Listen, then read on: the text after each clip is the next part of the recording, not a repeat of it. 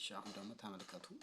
ስለዚህ ከዚህ ጋር ፌዙና ሾርት አድርጌዋለሁ ወይም የስሪ ፖል ደብል ስቴት ያለውን ገቢዎቹ ሁሉ ሾርት አድርጌ ፌዝ ሰጥቼዋለሁ 220 ማለት ነው። ይታያችኋል መቼም አይ ቲንክ ይታያል ብዬ ተስፋ አደርጋለሁ። ይታያል ተመልከቱ። ከዛ እዚህ ጋር ራን ወይም ሶርስ ከዋናው ከሜን እንደመስጠት ራን ሳረገው ተመልከቱ። አሁን ማን በራ? የላይኛው ላምፓን በራች። እንዴት ነው የበራችው? ከዚህ ጋር ሶርስ ገባላት። እቺ እንትኗ ወደ ላይ ነበር ስቴቷ እቺ መጀመሪያዋ ላይ። ስለዚህ ላምፓን አበራች።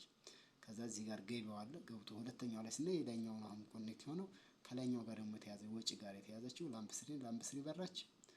ከዛ ሶስተኛው ይሄኛው ኦልሞስት ኦፕን ነው። ሁለተኛው ላይ ከታች ያለው ኦፕን ነው። አንደኛው ላይ ከታች ያለው ኦፕን ስለሆነ አንደኛው ላይ ላምፕቱ አልበራም።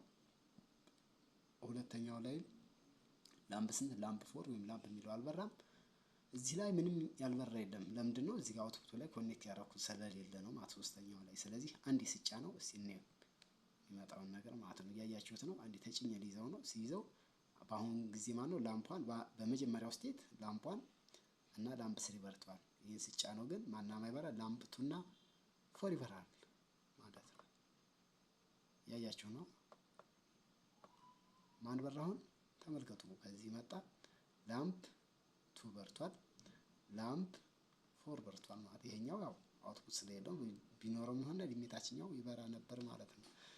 ስለዚህ ይሄን ይመስላል የሶስት ፖል ደብል ስቴት ስዊች ወይም ደብል ስሮን የምንለው ስዊች ባህሪ ማለት ነው።